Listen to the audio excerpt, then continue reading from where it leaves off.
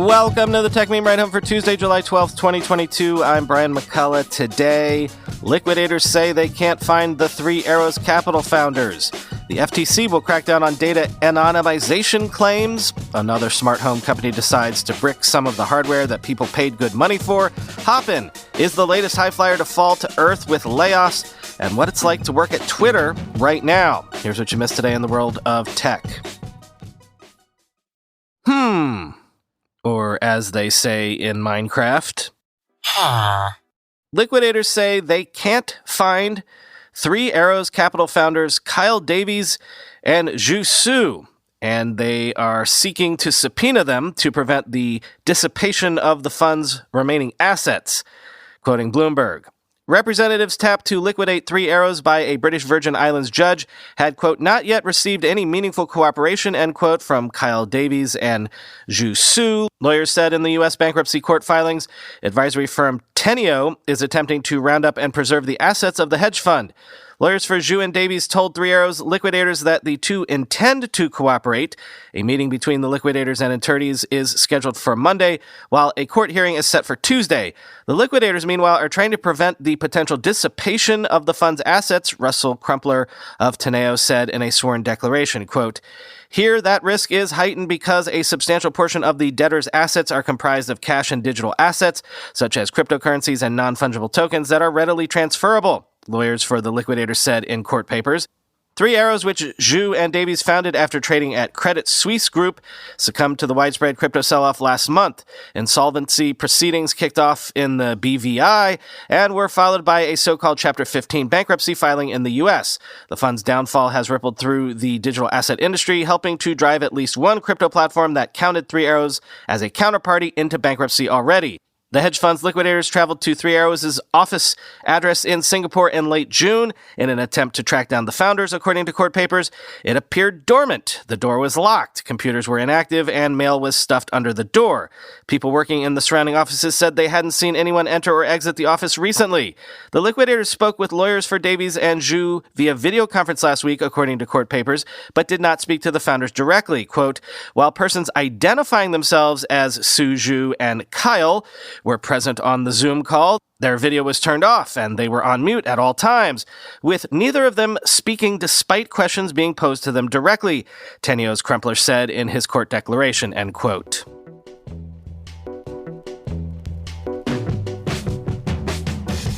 The Federal Trade Commission says it will crack down on tech companies' illegal use and sharing of highly sensitive data and false claims about data anonymization.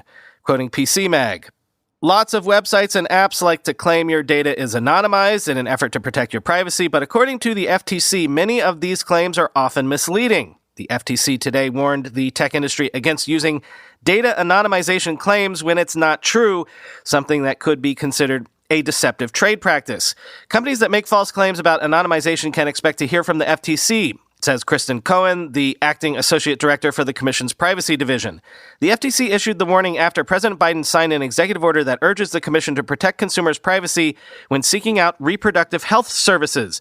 The president did so in response to the Supreme Court overturning Roe v. Wade, which has sparked concerns state prosecutors will resort to subpoenaing people's personal data from tech companies to prosecute abortion seekers. In a blog post, the FTC says it's committed to protecting consumers' privacy, including their reproductive health information.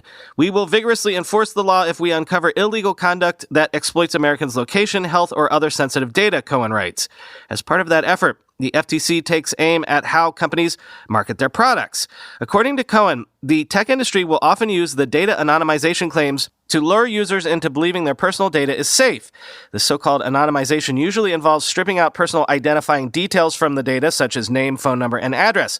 Companies then sometimes hand the data off to marketing firms as a way to monetize the same information.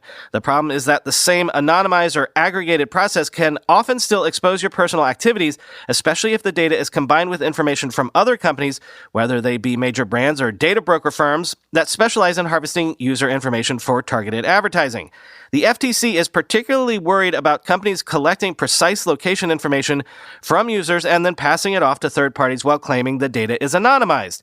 Significant research has shown that anonymized data can often be re-identified, especially in the context of location data, Cohen adds. One set of researchers demonstrated that in some instances it was possible to uniquely identify 95% of a data set of 1.5 million individuals using 4 location points with timestamps, end quote.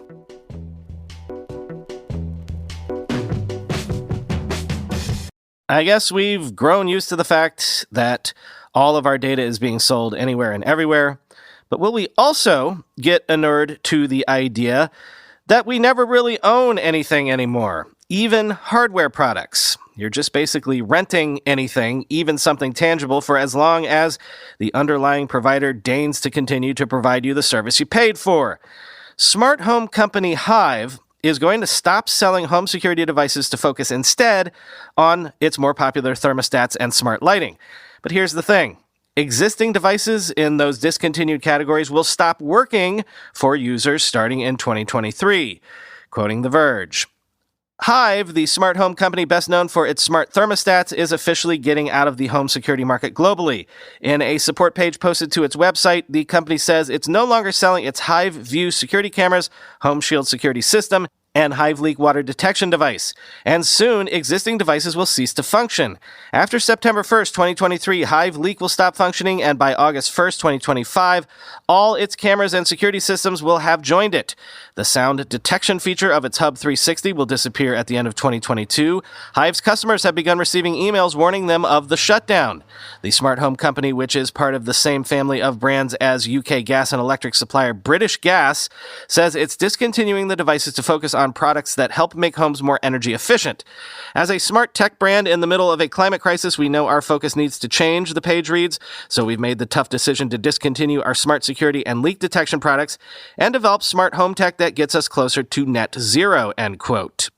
This isn't the first time Hive has taken the decision to scale back its business. It stopped direct sales in North America at the end of 2019, and customers reported that their devices stopped connecting to the company's app in November last year. After the shutdown, the Hive thermostat still works as a basic thermostat without app support, and the company's Zigbee-compatible smart plugs and lights can be used via other smart home networks, but other products like the Home Hub and cameras were effectively bricked. The incident is an uncomfortable reminder that ownership of any device tied to a service can be bricked whenever a company's priorities change. Needless to say, you should probably steer clear of purchasing any of the impacted devices which are still being sold by third-party resellers like Amazon, end quote. Yeah, imagine telling anyone in the 20th century that you could one day buy a piece of hardware, something tangible, something you can hold in your hands and take into your home, and then it is somehow bricked down the road by the manufacturer out of your control. Today, it's smart devices. Tomorrow, it's refrigerators, cars, and actually, that day is already here, isn't it? Something Tesla over-the-air updates.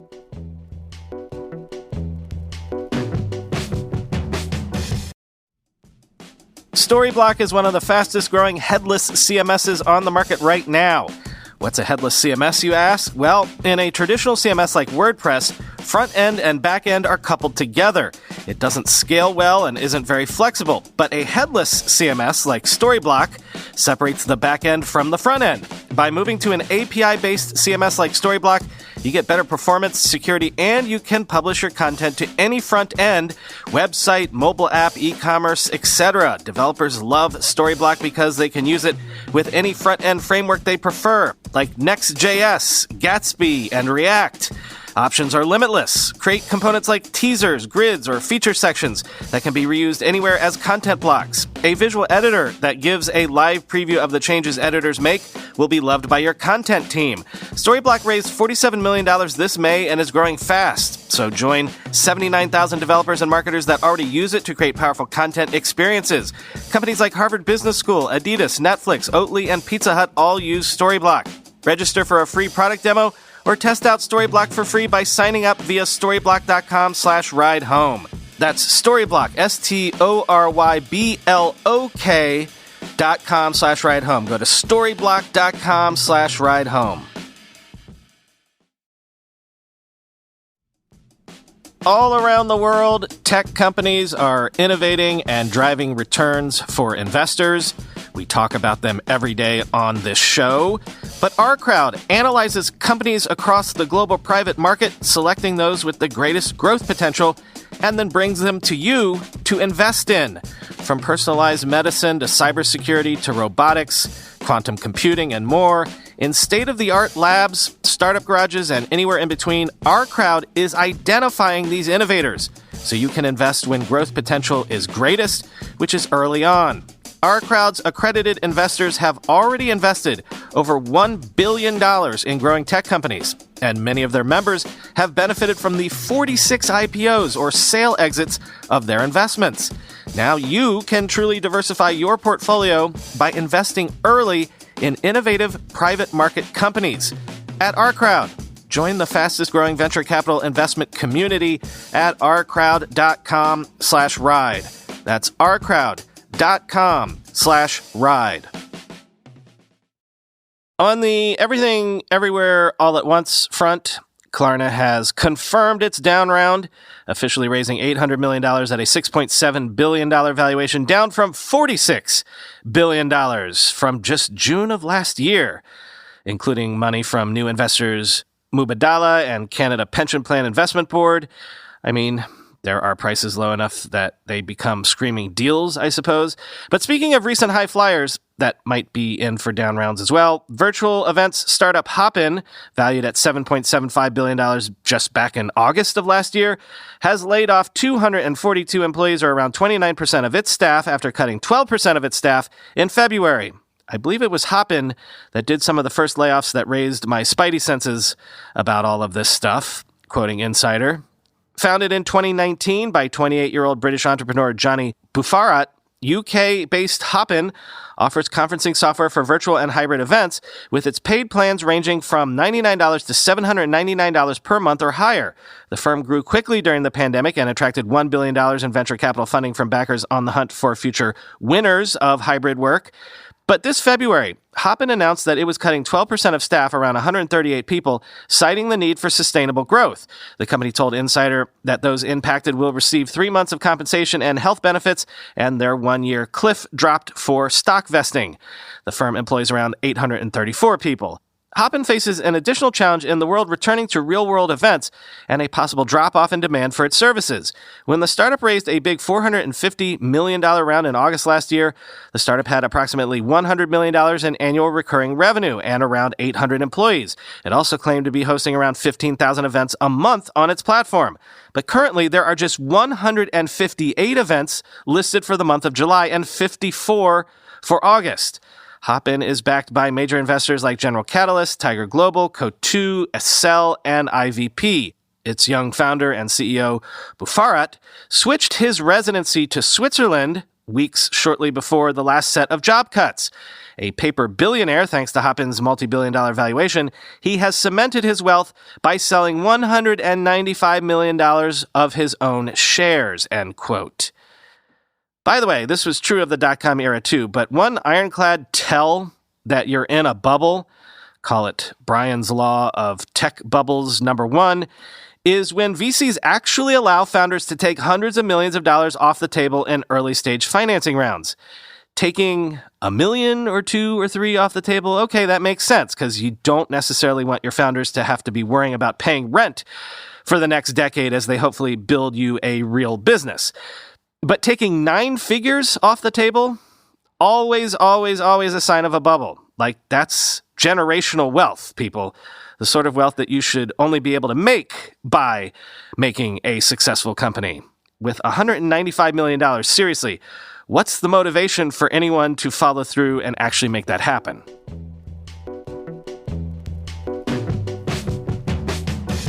Twitter and Elon check in to close out today. According to an SEC filing, Twitter's lawyers have called Elon Musk's deal termination, quote, invalid and wrongful, and say that Twitter, quote, breached none of its obligations under the agreement. Quoting Bloomberg, Twitter chairman Brett Taylor tweeted Friday that the company would pursue legal action to force Musk to complete the merger agreement. The social media company aims to file suit early this week, people familiar with the matter said on July 10th. The fight sent Twitter shares down 11% to $32.65 at Monday's close, the worst one-day decline in more than 14 months. The buyout agreement specifies any legal dispute over the deal must be heard in Delaware. By close of business Monday, no suit had been filed by either side over the teetering transaction, end quote. Meanwhile, back on the ranch. Remember I said early on that I feared this whole brouhaha would in the end merely serve to decimate Twitter as a company. Well, according to Wired, Twitter employees say it's a, quote, shit show internally, exasperated by weak leadership and lack of support amid targeted harassment from outside the company. Quote, Twitter is a shit show internally. I can confirm that for you right now without a doubt, says one Twitter employee, speaking on condition of anonymity because they aren't authorized to talk to the media. They are far from alone in this view. There's no strong leadership at the moment, says a second current Twitter staffer. Also speaking anonymously, the entire company is running on autopilot. A third, who is set to leave the company, is equally exasperated. Quote, I expect it is going to be a mess, they say. I'd like to see someone hold Elon's feet to the fire because I think it sets a risky precedent to allow him to meddle so much, drive down the stock, then pull out, end quote. Twitter staff have been told not to speak publicly on their own platform about the takeover and say they are being kept in the dark. For Twitter, this fiasco is a nightmare scenario and will result in an Everest-like uphill climb for Parag Agrawal, Twitter's CEO and company, to navigate the myriad of challenges ahead, says Dan Ives, managing director at Wedbush Securities, a New York analyst firm.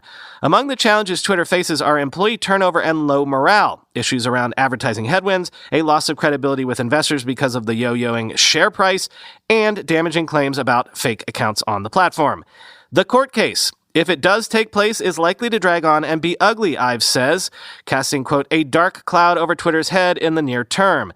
The company's reputation has taken successive hits, and Twitter faces questions about its ability to accurately report the number of bots on the platform, its monetizable user base, and its leadership. It's a weakness Musk is all too aware of and has highlighted publicly, mocking Agrawal in successive tweets that puncture long, seemingly vetted statements about Twitter's bot capabilities. But Musk himself has caused problems with his plans for the firm, particularly around free speech, says Pratik Wagri, policy director at the Internet Freedom Foundation. I think that would have created uncertainty once the acquisition went through around Musk's position on that, along with uncertainty on many other things, he says. A number of executives have already left the company in the wake of Musk launching his takeover bid, impacting countless others further down the food chain. The feeling internally is that people have been applying for jobs and they're going to keep applying for jobs, says the first Twitter staffer. Employees say they felt particularly aggrieved by a lack of management support when a number of staff were caught up in stings by Project Veritas, designed to catch them publicly saying negative things about their potential new boss. I joined Twitter and wanted to stay, says the first employee. I liked my job. Nothing would keep me here now, even if they returned to exactly what they were, end quote. The brain drain is likely to continue, with current employees worried about Twitter rescinding job offers to applicants and the impact that's likely to have on who applies in the future. One job applicant who was offered a position at Twitter this year, only to have it rescinded during the takeover, says they would apply again to the company, but not before asking the manager they'd end up reporting to about internal politics and plans for the future. Others aren't as sure that the reputational risks to Twitter are as great as those inside the company fear. The real worry was he would democratize it too much and allow people to say things that would be inappropriate on it, says Gary Cooper, a business professor at Manchester Business School. However, Cooper does think the investor impact could be more significant. Quote, there is a downside, I think, because Musk would have thought about it as a commercial business acquisition as well as a platform, he says. Cooper believes Twitter's senior leadership team will have to step up to the plate in Musk's absence and introduce a new business plan to revitalize the company, end quote.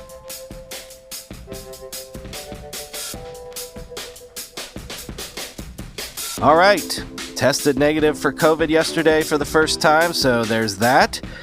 But my Paxlovid also ran out last night, so waiting to see if I get some sort of bounce back symptoms, which people say I might have to look forward to.